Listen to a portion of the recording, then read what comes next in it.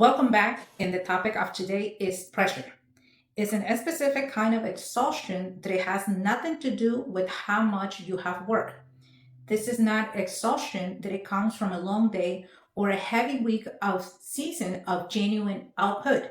You know that exhaustion. It is straightforward. It has a clear cause and a clear cure, and it responds to rest in a way that exhaustion is supposed to respond. The exhaustion that I'm talking about is different. It is the kind that is before the day starts, that follows into the weekend, that it sits next to you at dinner when the work is technically done, that it makes 8 hours of sleep feel like 4 hours. Because even when you sleep, it's not fully restful, because something in you does not know how to fully let go. That exhaustion has a name, and it is not overwork, it is self pressure. The relentless low grade, always on demand you place on yourself to be more, produce more, become more, faster, cleaner, sooner, better. The internal voice that it takes every accomplishment and immediately converts it into evidence on how far you still have to go. The standard that is always just high enough above where you are that no matter how much you close the gap remains. I have sat with women who were objectively succeeding by every measurable external standard. They were winning, who were privately living in a state of almost unbearable pressure, not because the market was demanding more of them, not because their clients were unsatisfied, not because the business was failing, because they were demanding more of themselves, more than any human being can sustainably give. And they have been doing it for so long that they had mistaken the pressure for drive, for ambition, for the thing that it was making them successful. This is the conversation we're having today. Not how to be less ambitious, not how to want less or build smaller or lower your standard.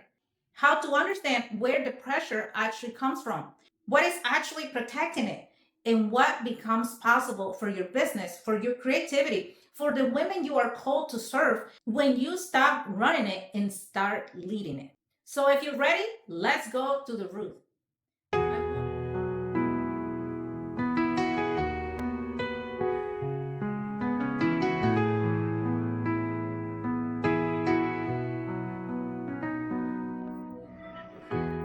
I want to start at the beginning, not at the business, at you. Before the business, before entrepreneurship, before offers and the content and the clients and the mission. Because the pressure you put on yourself did not start in your business. It started long before your business existed. And if you never trace it back to where it actually began, you will keep trying to solve it at the level of the schedule and the strategy, which is exactly the level where it cannot be solved. Here's what I know about women in this community.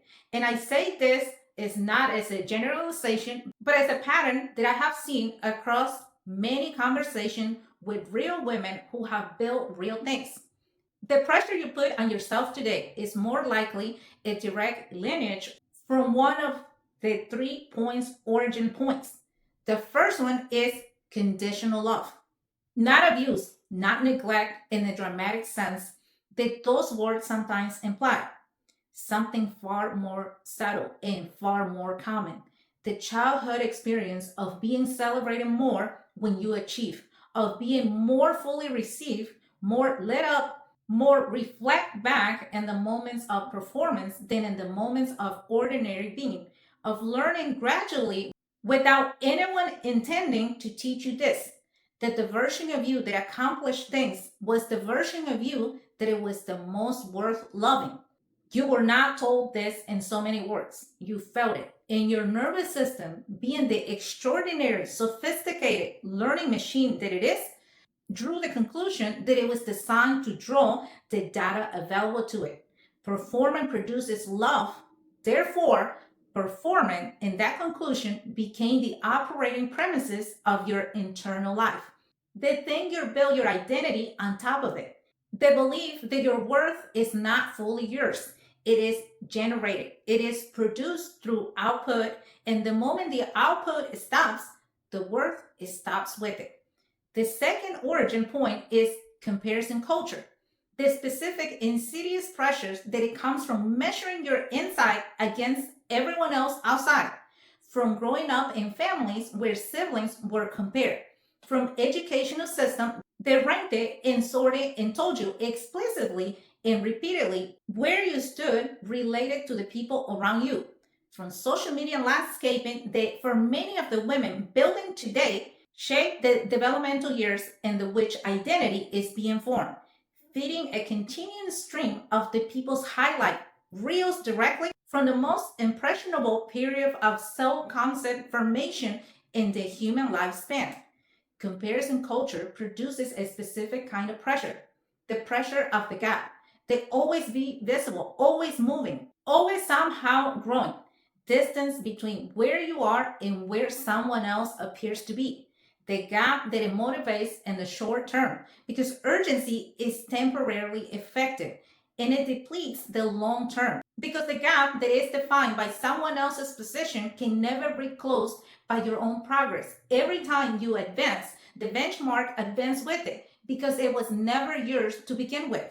The third origin, the third point, is the most spiritually significant. And for the women in this community, women of purpose, women of calling, women who are building businesses that are rooted in something larger than revenue, it is often the most painful to examine. It is the weight of the calling itself, the specific pressure that it comes from knowing deeply, genuinely, not aspirational, but it's a conviction that you were made for something important, that the women you are called to serve are real and they need a real help. And every day that you are not fully operating at the level of your calling is a day that someone who need what you only carry did not receive it. This is not ego. This is purpose. And it produces pressure that it feels from the inside entirely righteous, entirely justified, entirely different from the other two. Because how you rest when the calling is real? How do you give yourself grace when the mission matters? How do you stop demanding more of yourself when more of you is genuinely needed? This is the knot. And we're going to spend the rest of this episode untying it. But first, drop the word pressure. Put it in the comments right now. Tell me which one of these three origins you recognize in yourself right now. You do not have to explain. The word is enough because naming it, even here, even in the comments, it is the beginning of losing its automatic whole power in you. And I also want to know that you are here, that you are taking all this in. The reason self pressure is so difficult to address is that it's a shape shifter. It does not look the same in every woman. It does not feel the same in every season. It wears masks that are so convincing, so culturally celebrated that most women have never questioned whether what they're experiencing is pressure at all. They think it's ambition. They think it's standards. They think it's non negotiable requirements of building something that it matters. Let me show you the four masks that it wears. And let me ask you honestly, which one do you recognize on yourself? Phase one, perfectionism. The first phase is the most visible, the most talked about, and therefore the least examined because we have to put a name on it. And the name has given us the illusion that we understand it. Perfectionist is not high standards. I want to be very clear about that distinction because the confrontation of these two is one of the most effective ways that perfectionism protects itself from examination. High standards produce excellent work, then release it. High standards say, this is the best version I can produce and in the time and resources available, and I trust it to do what it's meant to do in the world. Perfectionism produces excellent work and then withholds it. Perfectionist says, this is not ready yet. This is not enough yet. There is something else missing. It's still imperfect. It's still not quite right. And until it reaches a standard that is by design perpetually just out of reach, it cannot release it. I cannot be seeing it. I cannot trust it or myself. Perfectionism is not about the work. It's about the terror of being evaluated. Because if the work is not quite finished, it cannot be fully judged. And if it never fully launched, it can never fully fail. If I always have one more thing to adjust, one more thing to refine, one more thing to make it better, I stay in a protected zone between effort and exposure, between trying and fully be seen trying. This is why perfectionist burnout is so specific and so devastating, because you are not burning out from producing. You are burning out from the metabolic cost of the internal work between the desire to be seen and the terror of being seen, between the calling that is pulling you forward into the full visibility and the womb that is pulling you back into the safety of perpetual preparation. The work is exhausting in a way that no amount of productivity optimization can address it, because it's not a time management problem, it is a safety problem. And until the wound underneath the perfectionist is healed, until you feel in your body that you are safe to be seen imperfectly, the perfectionist will find new forms to take regardless of how many productivity systems you adopt. Phase two, the inner critic. The second phase is the voice. You know the voice. You have heard it so many times and for so long that you might have stopped recognizing it as separated from yourself. It speaks your own tone and your own rhythm. Its commentary is so rapid, so constant, that it has become the background radiation of your inner life. The voice that narrates your failures in real time, that it takes a single critical comment from one client and builds a comprehensive case for why you are not qualified to be doing what you're doing. That it compares your beginning to someone else's middle and finds your beginning lacking.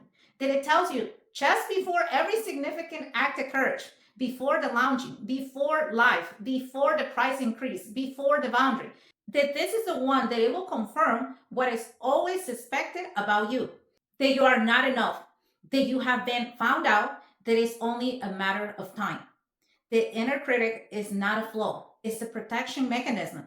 It specifically is a threat protection system that learned somewhere in your formation that being criticized by others was dangerous. That being found wanting by a parent, by a teacher, by a peer group, by a culture, it was a threat to your belonging. And belonging for a social animal is survival. So the inner critic developed a strategy. If I criticize myself first, I will find the flaw before someone else does. If I maintain a constant check on my own inadequacies, I will never be caught off guard. I will never be surprised by the judgment that is coming. I will be prepared. The problem is that the strategy designed to protect you from other people's criticism has become the primary source of criticism on yourself. The void that was supposed to make you safer has become the thing that is most consistently making you feel unsafe. And it's running your business, it's running your decisions, it's running your life. It is in the room where you set your prices, it is on the stage when you speak, it's sitting next to you when you record the content that is supposed to carry the most powerful truth. You cannot silence the inner critic through willpower, but you can learn to stop obeying it. And there is a specific learnable practice based on path from obedience to observation, from being governed by the voice to simply hearing it. That path is exactly where we're going to get into a little later. Now we're going to talk about phase three, people pleasing as a business strategy. The third phase is one that it looks the most like a virtual, because caring about your clients feels like good business. Being responsive feels like professionalism. Saying yes feels like abundance. Going above and beyond feels like integrity.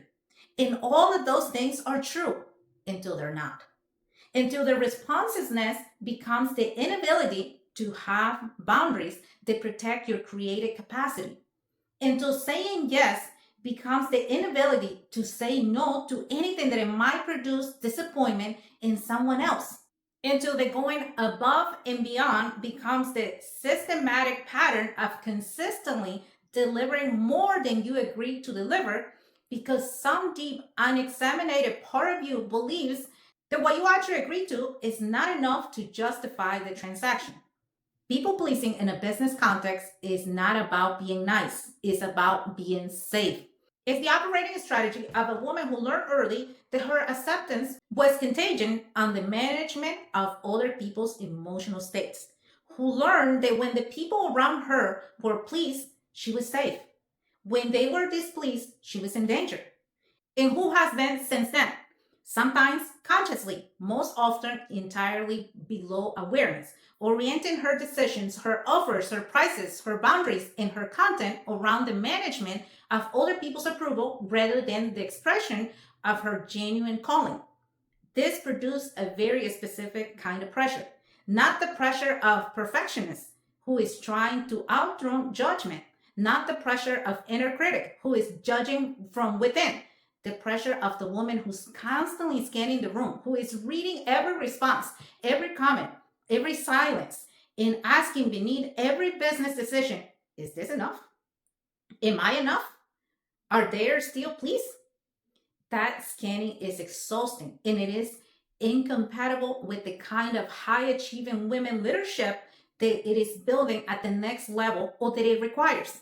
Because real leadership, the kind that produces transformation in the people you are called to serve, requires capacity to say the things that are true before they are comfortable, to hold a standard that it creates productive discomfort to disappoint someone in the short term in service of their growth in the long term.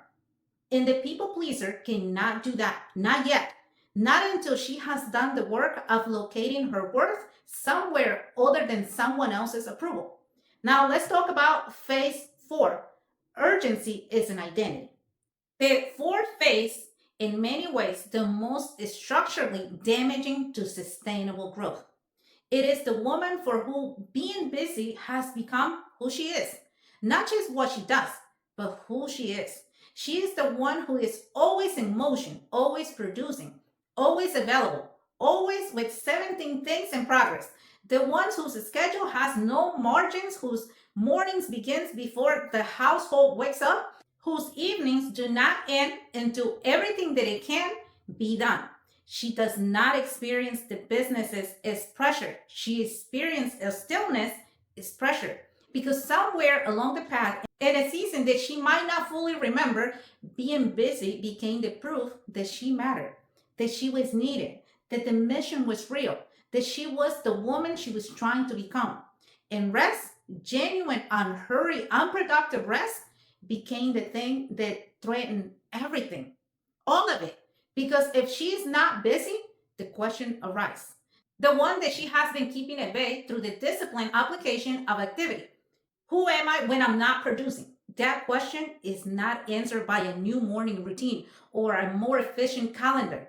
It is answered by the kind of deep identity work that is the foundation of everything we do in this community, by the excavation, the mind archaeology of who you are beneath the performance, the woman who exists before the business and it will exist after, the self that her identity is not on what she does.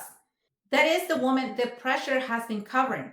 And meeting her is both the most terrifying and the most liberating thing available to you in this season. If what I just described, any of those four phases, is the phase that you have been living in, I want you to subscribe to this channel right now if you have not already, because this is the work that we do in this community every single week. We do not stay on the surface. We go into the places where real shifts happen. Subscribe, and then let's keep going.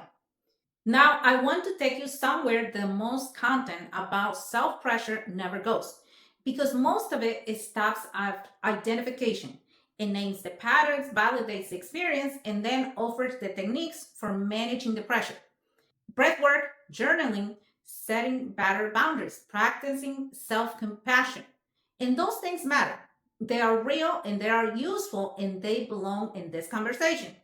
But they are the downstream of the real question, which is why is the pressure there in the first place? Not a vague rhetorical inquiry, a specific investigatable answer question. We need to know why it's there, why we cannot change that.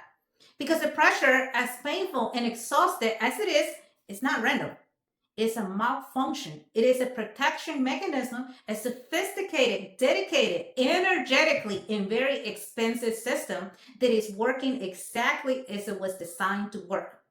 It is protecting you from something. And until you fully understand what that something is, until you can stand in front of that specific fear that the pressure has been keeping managed, you cannot genuinely release the pressure.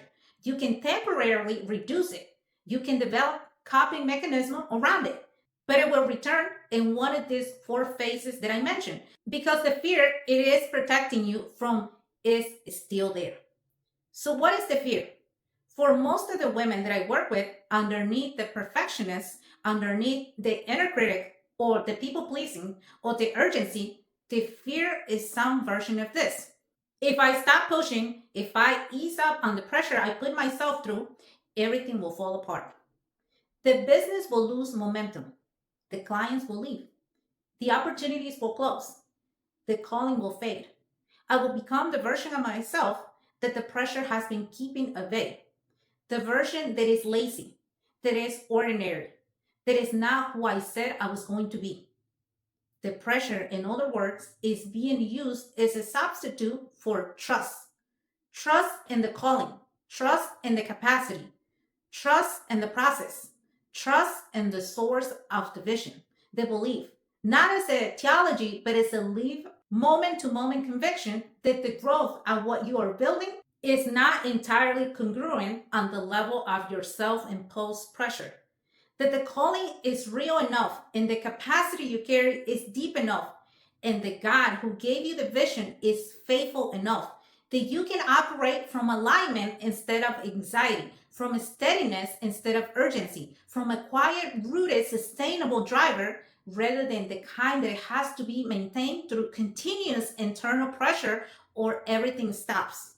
The pressure is the gap between what you know about your calling and what you trust about it. In the work, the real work is not to eliminate the knowing, it is to build the trust. This is exactly the work that I do one on one on my coaching, not the version with the softer name. The actual excavation, the conversation that it goes underneath the business and underneath the habits and all the patterns, all the way down to the specific fear that is generating the pressure and the specific healing that dismantles all of it. If you are ready for that conversation, not someday, not when the revenue allows it, now. Go to therealnextlevel.com and apply there. Tell me what is in the way. I read every application personally. This is a real exchange, not an automatic sequencing, and you deserve the real version of this work. Now, the architecture, because everything that we have been building towards deserves a practical structure to land on. 3 shifts, not techniques, not hacks, shifts, which mean it changes at the level of how you understand yourself and how you operate from that understanding. Shifts that, once they happen, do not have to be maintained through willpower. They will hold because the internal architecture has genuinely changed. Shift number 1, from performance identity to inherited identity.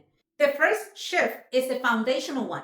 Every other shift depends upon this, and it is in many ways the simplest to describe and the most demanding to actually make. The shift from organizing to identity around performance to organize it around your inherited worth. Performance identity says, I am what I produce. My value is a function of my output. I earn my worth through my accomplishment, and I forbid it through my failures and the pressure I maintain on myself, and the mechanism by which I ensure that that balance stays positive. Inherited identity says, I am before I produce. My worth is not generated, it is given. It exists prior to the first accomplishment, and it persists through every failure, and it does not fluctuate with the revenue. It is not diminished by seasons where the growth is invisible and the effort appears to be producing nothing. I want to be specific about what making this shift does and does not require, because I hear it misread frequently, and the misread is costly. Shifting to inherited identity does not mean stop caring about excellence. It does not mean to lower your standard. It does not mean you become comfortable with mediocrity or stop pushing the edges of what you can build. It means that you stop using the achievement to prove something about your worth. You produce excellent work not because the quality of the work it determines whether you deserve to exist at the level that you are building at, but because excellent work is the most aligned expression of the woman you are genuinely are. The work is the same. The relationship to the work changes completely. And the pressure, the specific, metabolically expensive, created depleting pressure of performing for work dissolved. Not because you care less, but because the caring is no longer organized around the fear of not being enough. It is organized around the genuine desire to do what you're called to do at the full level of your capacity. That version of drive does not deplete you. It sustains you because it is sourced from the fullness rather than from the fear. And fullness is renewable. Fear is not. Now let's go to shift number 2, from the inner critic to the witness mind. The second shift is the one that it changes the internal conversation, not by silencing the inner critic, which is not possible and it is actually not the goal, but by changing your relationship to it. There is a capacity available to every human being that most people have not been taught or developed yet. The capacity to observe your own thoughts without being governed by them. To hear the critic voice without treating it as truth. To be present to what is arising internally without slipping into, without identifying with it, without letting it make it your decisions. This is the witness minds. In developing, it is not mystical practice. It's a trainable, learnable, measurable skill. The witness mind is the part of you that can notice the inner critic is speaking right now. And it is saying, I am not qualified. It is generating fear about the launching. It is replacing the critic from that one client 2 years ago and building a case from it. And then this is the shift. Rather than arguing with that critic, which only amplifies, or obeying it, which allows it to be governed by your behavior, or suppressing it, which is metabolically exhausting and never fully effective, you simply observe it.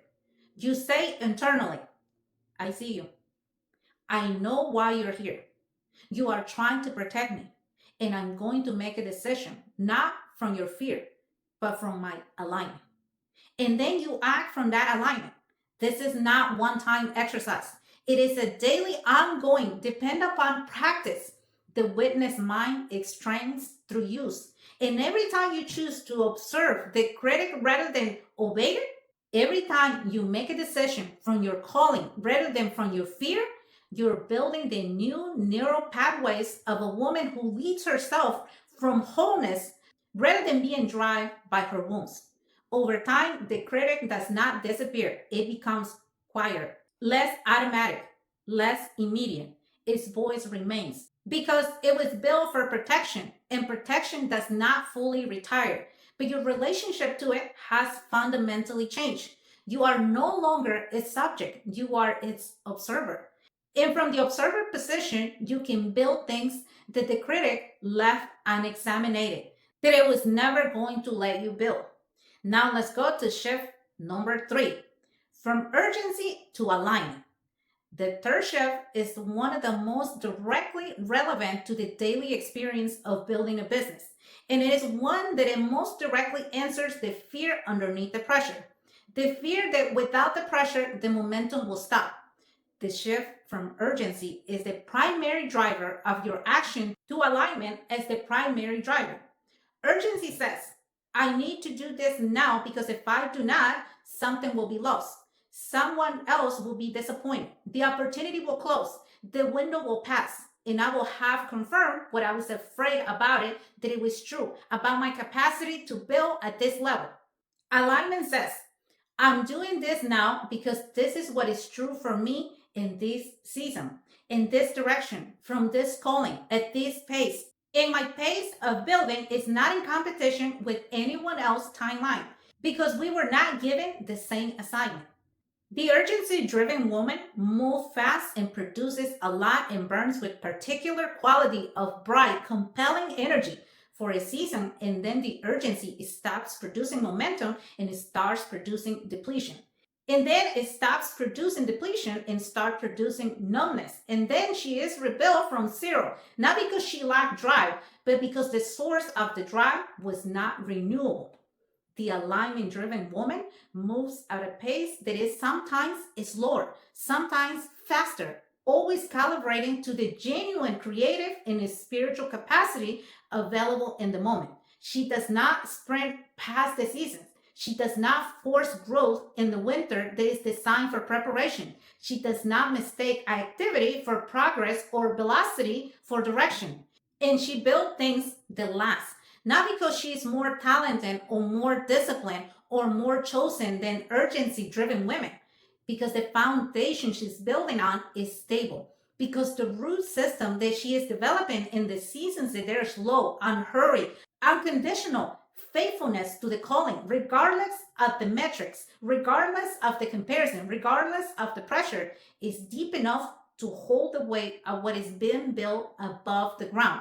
This is not a passive posture. Alignment requires active discernment, the daily practice of asking, is what I'm about to do coming from fear or from calling? Is this decision being made from vision or from anxiety? Am I moving because this is the right move or because it's staying, it feels too much like a failure? Those questions are not always comfortable, but they are always productive. And the woman who's built the habit of asking them is the woman who's eventually stops being driven by the pressure she puts on herself and starts being led by the truth that she carries. Think about one woman in your life who's building something real and doing it under the weight of self pressure that she would never describe as self pressure because she has called it dry for so long that no longer knows the difference. Share this episode with her today, not as a suggestion, it's an act of love. She needs this conversation, and she might not know that she's allowed to have it.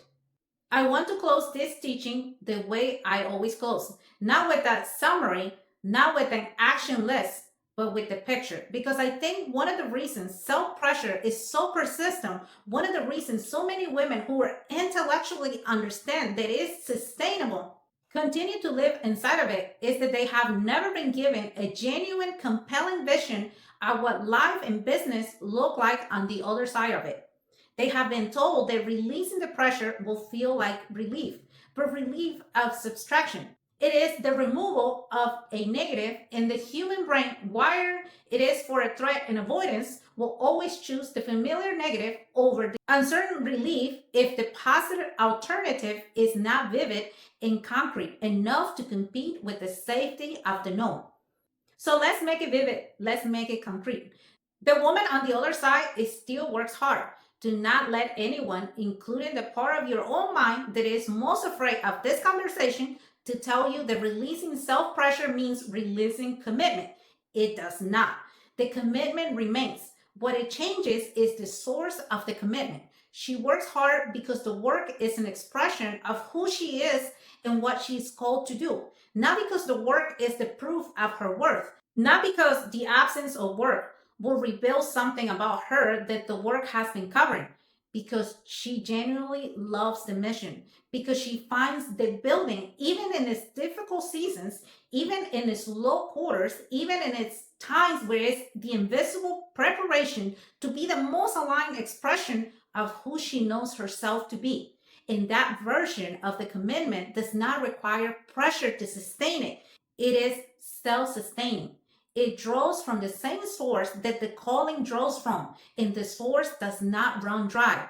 She makes decisions differently, not from anxiety or from what it will happen if she chooses wrong, but from the clarity of what is most aligned with the vision that she carries. She moves more slowly through some decisions because she's not being rushed by fear.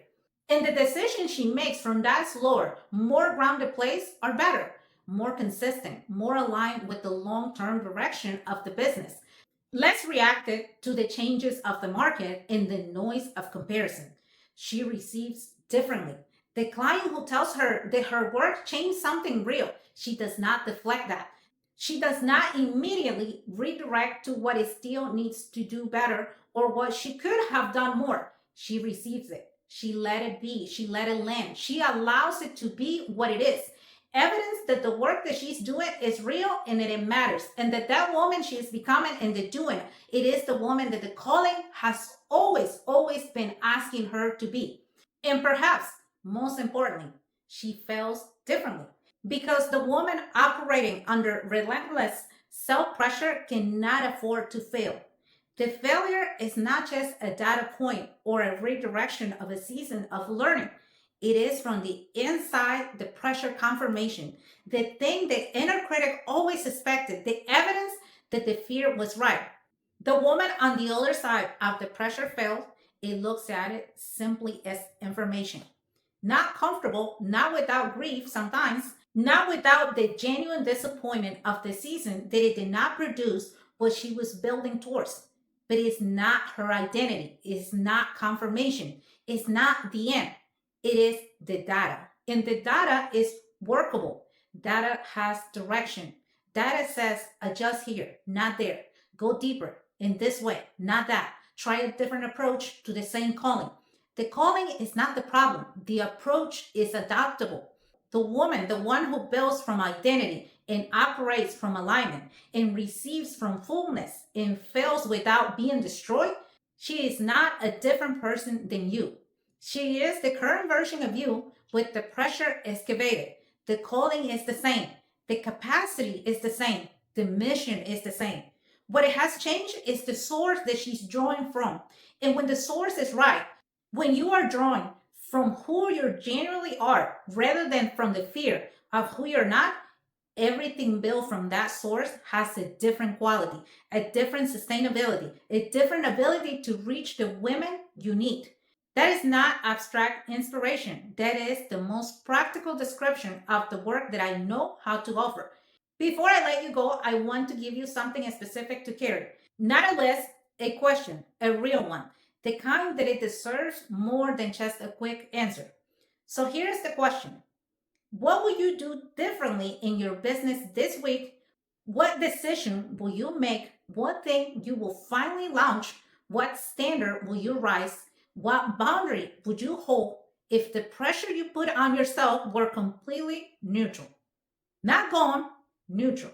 Not driving you, not stopping you, simply there. Observe, no longer in charge. What becomes possible from that version of you? That version is real. She's not hypothetical. She is the woman this work is excavating towards. One conversation, one episode, one honest examination at a time. And she is closer than the pressure has been making her feel. Three things before we go. If this episode gave you something real today, if even one out of the four phases or one out of the three shifts landed in a place where something changed, like this video right now, one tap, not for the algorithm, because this content is built for the woman who's building under a weight that she was never meant to carry alone. And your one tap is how it finds her. Leave a comment with the words, I release the pressure. Not because the pressure is already gone, but because declaring this with intention, publicly, out loud, even in a comment box, is the first act of the woman who has decided she's no longer is going to be governed by it. I read every comment. I will see yours. And if you are ready to do this work for real, if today's episode clarifies something that you have been carrying for a long time and you are ready to go inside with someone who knows how to walk that path, go to the realnextlevel.com and apply for a conversation. Tell me what the pressure looks like in your business. Tell me what it has cost you. I read every application. And if you are ready, truly ready, not someday ready, I want to hear from you. Subscribe if you are not already, because this community exists for the woman who is done performing her way to success and ready to actually build it. And there is more coming. The pressure is not your drive. Let it go and build from what is underneath. I will see you on the next episode. Remember, you are more than what you see right now.